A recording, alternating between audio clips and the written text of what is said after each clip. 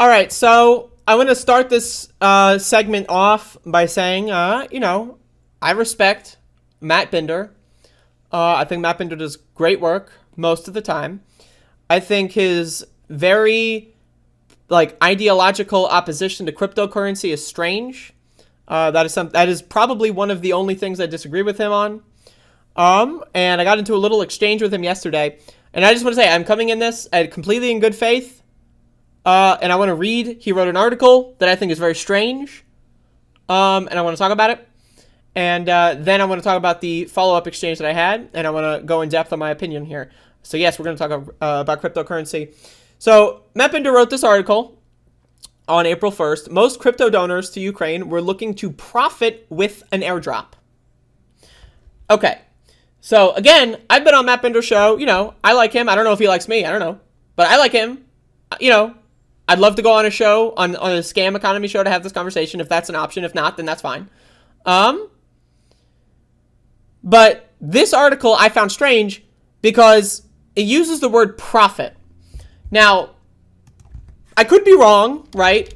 But to my understanding, the definition of the word profit means you start with a certain amount of money and you end with more money. Typically, that's what profit means. Now, in this article, there is no data or evidence to suggest that profit would have been made. Now, I'm gonna talk about another thing, and then I'm gonna read the article and go in on that. So, what happened here basically is Ukraine, the government of Ukraine, accepted cryptocurrency donations, announced that they would do like an NFT collection airdrop or whatever to get people to give them more money. And then for whatever reason, they determined that they didn't want to pursue that anymore, and they canceled the airdrop. And then so over the course of time, people donated less to the cause. Now again, I think the ultimate goal of this article, the presupposition or whatever, is that crypto people are all evil. They're all trying to profit off of war. They're trying to steal people's money. They're all scammers. I think that that's a little ridiculous, and I want to come up with other examples and analogies, and then but I'm going to read this article here, and then we'll get into it. So let's start. This is from Matt Binder on Mashable. You've probably come across at least one article heralding the tens of millions of dollars in charitable contributions to Ukraine's government thanks to the kindness of cryptocurrency holders and advocates. So I just want to say, cryptocurrency is neutral. This idea that cryptocurrency is going to save the world, I'm going to be honest, that's a little stupid. Anyone that thinks cryptocurrency is going to save the world really doesn't understand power. Okay? Let's just be real. But anyone who thinks cryptocurrency is morally corrupt and evil and that everyone who uses it must be a scammer or that cryptocurrency is inherently scamming is an overcorrection. It's irrational, and it is based upon a misunderstanding of a lot of things. Then I'm going to get into that. However, an overview of the Ethereum blockchain data shows the vast majority of transactions over the past 5 weeks, from when Ukraine started accepting crypto donations until the end of March, occurred during a span of less than 2 days, when donors believed that they would receive an airdrop in return for the contribution. An airdrop is basically a huge giveaway that usually entails handing out cryptocurrency tokens to users. So again, what this is essentially a fundraiser that offers a product as a way to raise funds. So here's the data. Now, another thing about fundraisers is typically fundraisers receive the most donations when they are initially brought forward. Now, again, Ukraine did a big thing around, we're going to accept cryptocurrency donations, right? They ran with it for a week or so. They announced that they were doing an airdrop, and then they announced that they probably weren't going to do that, right? Then they kind of stopped pushing it. So when fundraisers get a lot of advertisement, more people contribute. When they get less advertisement, less people contribute. That's just kind of how fundraisers work. I've done fundraisers before. And typically, again, most funds in the fundraiser happen during the peaks of advertising. That's just how it works. And also, I've done fundraisers where I've offered things. And I've said, I will do this, I will do that. If you give me money, I'll say, I'll shout you out or whatever. I have the scrolling text, if you give me money, I'll put you on the text screen. That's kind of how fundraisers work. Sometimes fundraisers offer a product.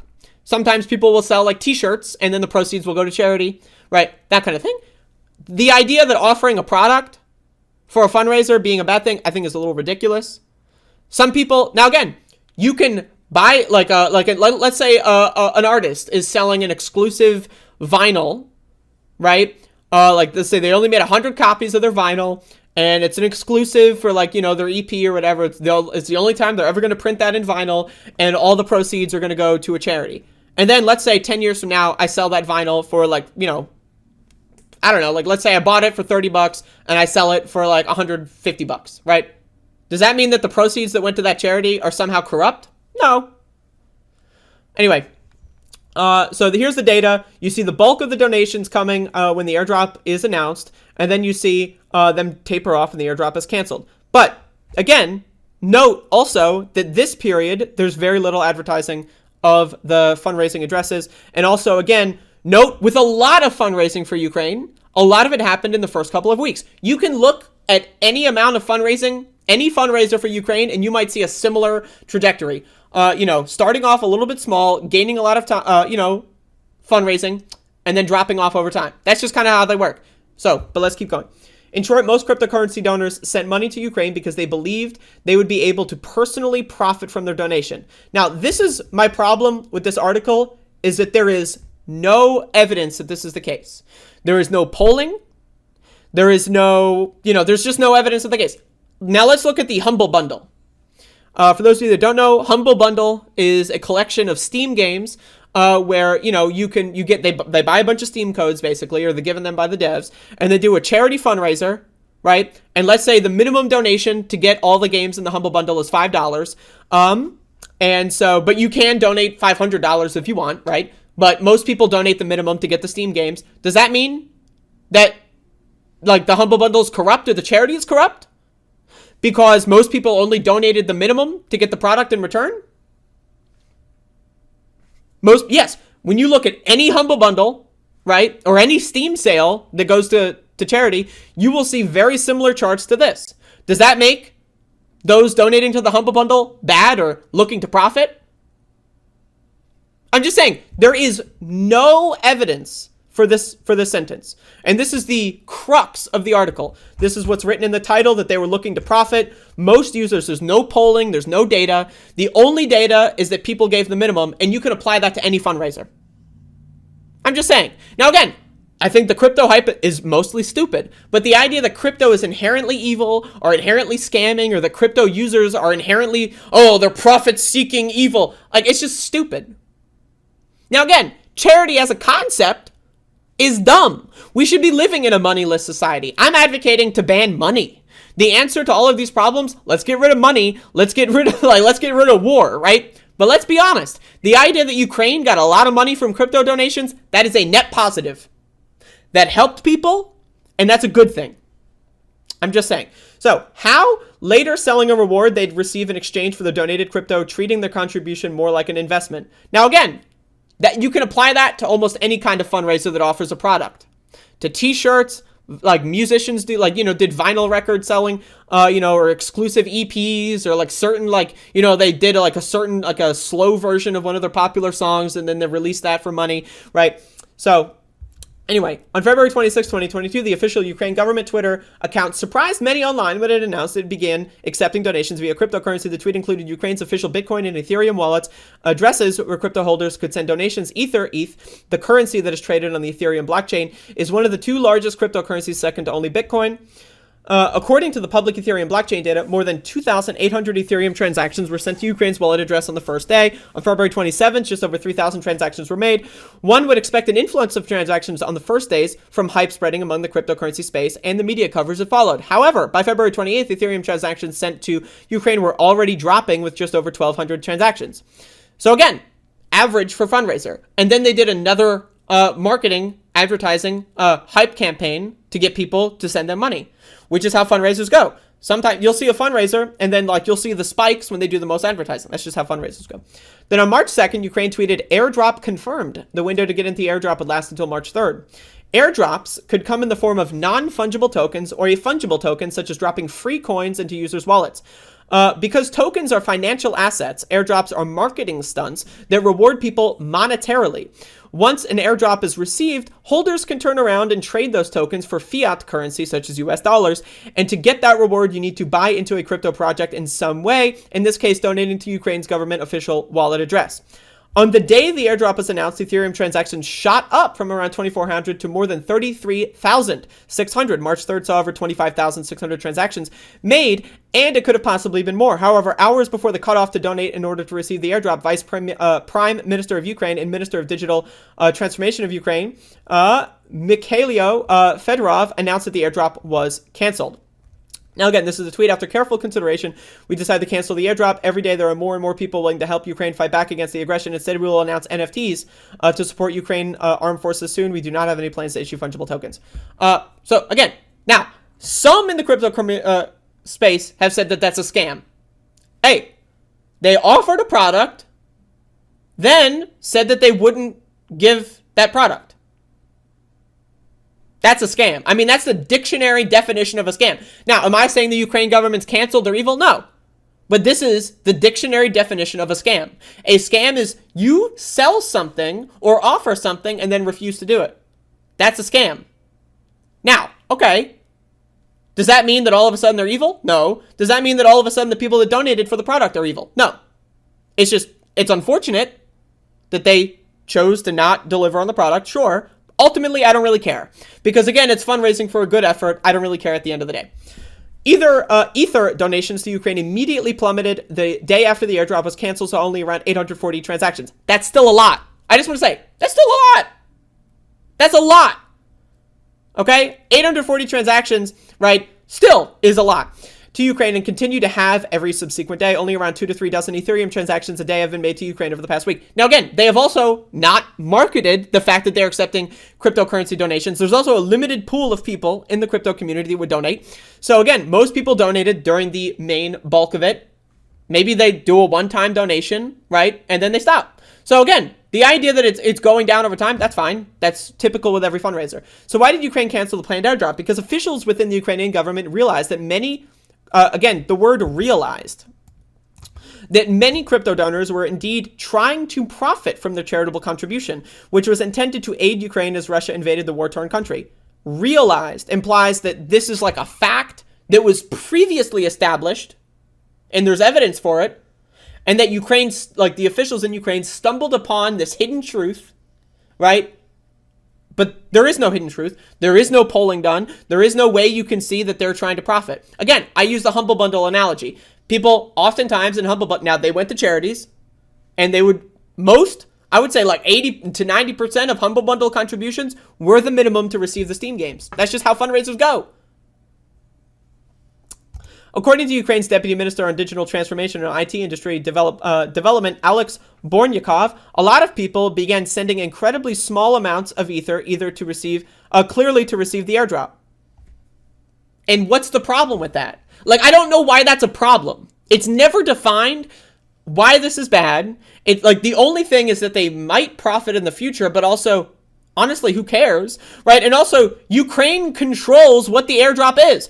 Now, again, I am plagued with knowledge here because I've done cryptocurrency. I know about the space, right? I've been in the cryptocurrency space for several years. I know a lot about the cringe, and I know a lot about the stupid fucking crypto bros, but I also know a lot of these arguments against cryptocurrency are unfounded. 99.9% of airdrops are usually in like a token that is like 10 cents, 5 cents.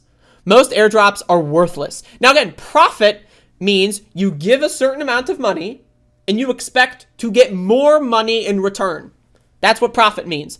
So the idea that you give a small amount of Ethereum and you get an airdrop, that doesn't mean you profit from it. In order for it to profit, you need to hold that coin and it needs to go up, or you need to pump and dump. That's just how it works, okay? Now again, you can criticize that, that's fine, but it has not been established that that would happen. There is no proof that that would happen, and Ukraine could ultimately have made the airdrop be worthless. They could just do an NFT collection where it's just like, you know, here's an NFT and there's like, let's say that there's 15 trillion of these kinds, or even of fungible tokens. Let's say that they could make them all worthless. It's just like a thank you card. Okay. Now again, there's no evidence that there would have profited. In order to actually have evidence that they could profit, you would need to know about what they're being airdropped, which was canceled. There was no information on what they would have been airdropped. So therefore, it is impossible to really say that they would have profited. There is no evidence whatsoever other than the idea that you have in your head that crypto people are just looking to profit and that they're evil scammers. If you think that's the default, okay, but there's no evidence for that. That's an irrational position. There was no minimum donation set by Ukraine to receive the airdrop, so seemingly even very small donations could have received the kickback. Now again, did they announce that the airdrop would be the same amount to all donors? Not really. They control the flow of the airdrop. They could have just made it so that each airdrop was like one token and each token is worth like fucking like 16 like zeros of a penny or whatever. Right, okay. People started to want to profit, said Ukraine's deputy minister of digital information and IT industry development, Alex Bornyakov, in an interview with Motherboard. Personally, I don't think it's ethical. Where's the evidence? The evidence is some guy said something and that guy's like, trust me, bro. That's the evidence. Now, again, am I saying Ukraine is bad? No. I'm on the side of Ukraine here. Yes, they scammed people. That's factual. I'm sorry. It's dictionary definition of the word scam. The crypto scam in this instance was done by Ukraine. Does that make them evil? Does that make them unethical? I don't think so, because the fundraiser is ultimately for a good thing.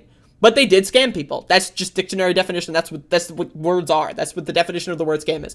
In the end, cryptocurrency promoters certainly came out ahead regardless of what happened with the airdrop. How? What does that even mean? Media outlets rewarded the currency industry with positive press coverages due to the millions of charitable contributions sent to Ukraine. What does that mean? Like, when people donate to the Humble Bundle for Steam games, yes, that raises the profile of Humble Bundle. That's part of it. What does that mean? They came out ahead. Like, I don't even like again, this idea that somehow like there's a profit being made from this. They came out ahead. How? Because an article was written about it? How does that make them come out ahead? In reality, though, the intent behind most of those transactions were anything but charity. What does that mean? Does that mean any fundraiser that offers a product isn't good because they're offering a product and people only want the product? Again, another example. You all know I like Doom, the video game Doom. One of the original level designers for Doom, John Romero, released a Doom map for $5, and 100% of the proceeds went to Ukraine. So, I wasn't planning on donating it to those specific charities until John Romero put them out. I don't mind contributing to Ukraine. I contributed in other ways. But that's one way that I contributed to Ukraine, because I bought that Doom map. I would have not otherwise contributed to that particular Ukraine fundraiser if it weren't for the Doom map. Does that mean I'm bad? Does that mean it wasn't charity because I wanted the product in return? No. I'm just like... Now, again, I think this boils down to, and I had now part 2 of this is I had a conversation with Matt Binder about this on Twitter that is really strange, because ultimately I just want to say this boils down to Matt Binder does not think that online tokens are products. Now, my response is a Steam game a product? You can't hold it in your hand, right? Is it a product? Well, Matt Binder's opinion is you can play it, and playing it is enjoying it. Okay, maybe, right? But then he also says that speculating and gambling, you can't enjoy it. You're not allowed. That's his opinion. Now, we can debate that. But again, ultimately, this has nothing to do with whether or not crypto... Like, this is not really a story about crypto. This has no moral implications on crypto. Now, personally, I think cryptocurrency, I think stock markets, I think money in general is a scam. I think it's all a scam, right? But it's also kind of fun to buy and sell things, right? You know, I collect Yu-Gi-Oh cards. Sometimes I buy a bunch of Yu-Gi-Oh cards with the intent on selling a couple of them down the line. You know, I've bought, let's say 10 Blue Eyes White Dragons, right? And I want to keep 5 of them, and I'll just hold on to the other 5, and I'll sell them in 5 years. Is that bad? Is that unethical? Does that mean Yu-Gi-Oh is a scam? Well, Matt Binder would say, well, you can hold the card in your hand, and that's enjoying it. Well, I say, why can't you enjoy something on a screen? Why can't you enjoy gambling stocks? Can you hold a stock in your hand? No. Now, again, I think we should ban money. I think we should move to a communist society, but we're not there yet. So anyway, I respond, profit implies that they would make more money than they gave. Is there any evidence that that would have happened? It's just a simple question. I'm curious. Someone, Hunky Jimp Jorps said, based on the chatter around it, the community did take airdrop confirmed as evidence they would receive something that they could hold on to and later sell. Again, that's not profit. Receiving a product for a fundraiser that you might be able to sell, that's not profit. Now, profit means you make more, like, afterward. Now, if you want to tell me that you think that, like, again, there's no details on what this airdrop was. There's no way to know how it would have been profitable because it doesn't exist. So anyway, this is literally just like any fundraisers, but I've said, if someone sells t-shirts and says proceeds go to charity, does that mean expecting a t-shirt for the purchase is immoral? What if it's for a band that did an exclusive and you could sell it on eBay in 20 years? Does it make it bad then? So yes, this is, again, these are things that happen. A lot of musicians and artists would sell like exclusive t-shirts or vinyl records or a specific kind of like remix of their songs as fundraisers, right? And then you have a product that you could theoretically resell. That's a thing that many other people did in many other industries. Is that necessarily immoral? Well, then this person responds, on its own, it's fine to get a gift in exchange for a donation, but the way the donations dried up after the Ukrainian government reconsidered the airdrop showed that the community had almost nil interest in actual philanthropy. They solely wanted to do something to flip. That's also not true, because what if people that donated in crypto donated in fiat currency or US dollars or whatever, the euro or whatever?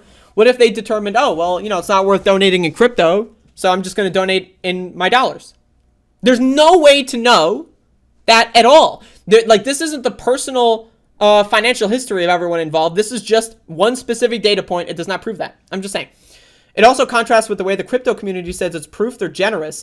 Okay, I don't care about that shit. I don't care about crypto bro hype. I don't care. So anyway, I said it's actually not clear at all that they were looking to profit. There's zero data or evidence. Fundraisers are good, and sometimes they get more when they offer products. So Matt Binder decides to respond. Tokens are not products. You will not understand any of this until you get that a token is not equivalent to a t-shirt. It's a pointless debate without this very simple fact. Now again, I'm willing to debate Matt Binder on this because this is the crux of it. Matt Binder does not, for whatever reason, he doesn't think you can enjoy something unless you can physically hold it in your hand. I think that that's weird. I can't enjoy a YouTube video because I can't hold the DVD that it's burned onto in my hand? Like, are Steam games a product? I respond, why does one buy a Steam game? Matt Binder says to enjoy it. I say, to enjoy it, people's idea of enjoyment is different from one person to person. Steam games are often delisted and can be flipped. I bought a Steam game for $2 once and flipped it for $40 when it got delisted. Pac-Man Museum, by the way. Does that make me a bad person?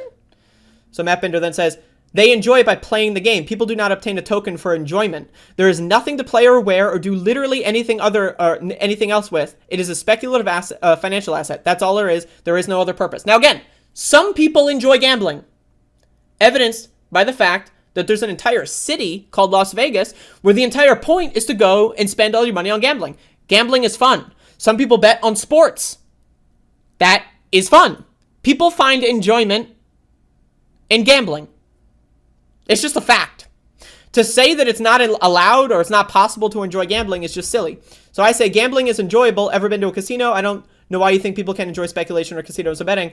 Now, About to Sleep responded to me. Shout outs. But Matt Binder just, for whatever reason, stopped responding to me on Twitter. I don't know if he felt the conversation was pointless. But it ultimately boils down to Matt Binder does not value gambling. It is not enjoyable. Now, personally, I think the stock market is gambling. I think cryptocurrency is gambling. I think Yu-Gi-Oh! And Magic the Gathering and Pokemon secondary markets are gambling. I participate in all of these things. Why? Because 1, I can make money. 2, it's fun to gamble. And 3, well, there is no 3. That's pretty much it. But again, the headline of this, most crypto donors to Ukraine were looking to profit. There is no evidence for this. There is no evidence at all that this was the case. There's just none. There is no evidence at all. Because there is no airdrop. There was no detailed like white paper or whatever the fuck term you want to talk about. There is no evidence that they were looking to profit. There is no evidence that they could profit. It's just non-existent. And so the whole crux of this article relies on no evidence. So I just wanted to say, I, again, really respect Matt Binder, but this one really fucking confused me because there's no evidence for the core thesis of the piece. And I tried to ask him where the evidence was, and it basically boils down to, I don't think you can enjoy gambling. I disagree. I think you're allowed to enjoy what you want. If you buy a cryptocurrency or an NFT and you like looking at it, that's enjoyment. I think people should be allowed to enjoy what they want. I'm sorry. I don't like country music. Typically, I've heard some country music songs that are good. Does that mean people that listen to country music can't enjoy it because I don't? No. I think that they can. I don't think that there's anything wrong with enjoying what you want. I don't know.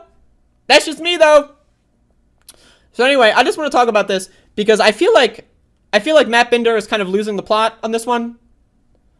I think, personally, now again, I like Matt Binder. I respect Matt Binder a lot. I think he does a lot of good work. I just disagree with him on this one topic. Please understand that. I just want to say, you can make the argument that Matt Binder has a financialized incentive to bash crypto. Why? Because he has a show called Scam Economy. The whole thing is bashing crypto. Now again, a lot of the shows that he's done, criticizing a lot of really bad actors in the crypto space, are good. He's done some good shows, right? There are a lot of scams in cryptocurrency. There's a lot of scams everywhere in capitalism. I think we should abolish capitalism. I think we should abolish money. But guess what? That's not going to happen. At least, not in the next 5 to 10 years. So you can make the argument that he's got a financialized incentive to bash crypto. I don't know. I'm just saying. Anyway, ultimately, this comes down to, I think it's allowed and okay to enjoy gambling. Matt Binder says you're not allowed to enjoy gambling. It's bad. It's immoral to enjoy gambling. I disagree. And so I just wanted to say there's no evidence. This piece has no evidence. There's one data point, and you can interpret the data point in any way you want, and it's pure speculation, pure conjecture. So there you go. I don't know. Wanted to talk about that. Nobody cares about whether or not crypto and NFTs are gambling products. What's true, though, is that most people who engage in it will lose, and they'll lose substantially. There's no evidence for that at all. If you think that, okay, but there's no evidence that most people who engage in it will lose. There's just no evidence for that.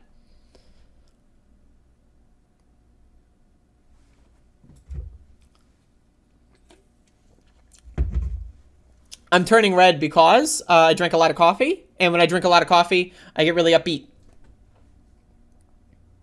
Now, again, I think it's perfectly fine to criticize cryptocurrency. I think it's perfectly fine to criticize anything. But guess what? It's perfectly fine to criticize people's criticisms. That's fine too. I'm allowed to say this is a bad article. I'm allowed to agree with a lot of his critiques on cryptocurrency and not this one. That's allowed. We don't live in a binary world where things are good and evil. That's just not the world we live in. And also, again, what's true, though, is that most people who engage in it will lose. There is no evidence for that.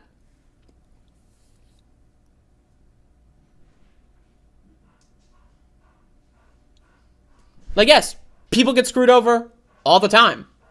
In everything. People will get things in the mail that say, oh, hey, give us money and we'll, we'll clean your gutters or something. And then they never do it.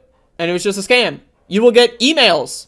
So much spam in your email box that every email service has a spam filter built in, because if they didn't, people would lose money on that email service. They would hate that email service because they got phishing scammed.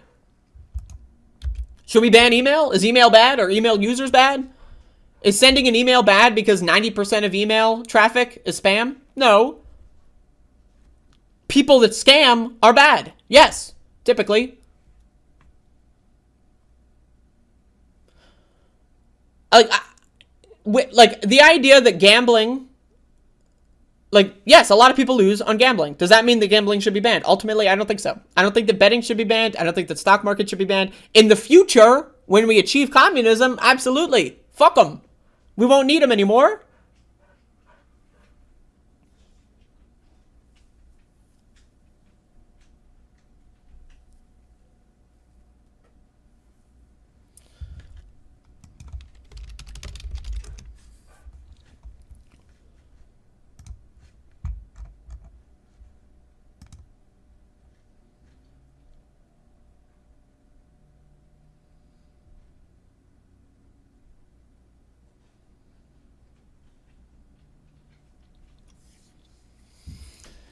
As of Feb 8th, roughly 55% of Bitcoin investors were underwater, according to cryptocurrency investment firm 21 Shares. Do you want to look at the price since February 8th? The price has gone up since then. So, one, that's outdated. Two, the price changes. I don't know. Like, also, if I put $10 into the stock market and then it goes down 1%, does that mean I got destroyed? I got owned? What does underwater mean? Like you said, most people will lose substantially. Being underwater could be 5% down, 1% down, and also lose substantially. What is, I don't like, substantially means you lose all your money. I don't know. That's just not, there's no evidence for that. There's just no evidence for that. Like if you look at the Bitcoin chart, first of all, on February 8th, the price was lower than it is today. So that's outdated information, first of all. And also, most people do not invest in Bitcoin and get like assume that they're going to get a return tomorrow. They could, it's possible. Ultimately, it's a casino. So is capitalism. Look at the stock market nowadays. With AMC, GME, and all these fucking shits.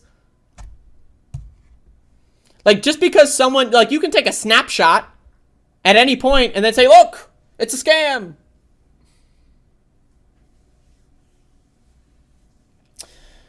People working in the industry know what they're doing. I disagree that anyone knows what they're doing just because they work in an industry.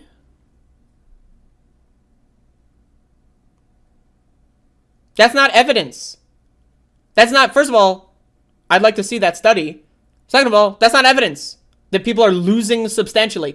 Losing means you sell for a loss. When you buy and you don't sell, you haven't lost anything.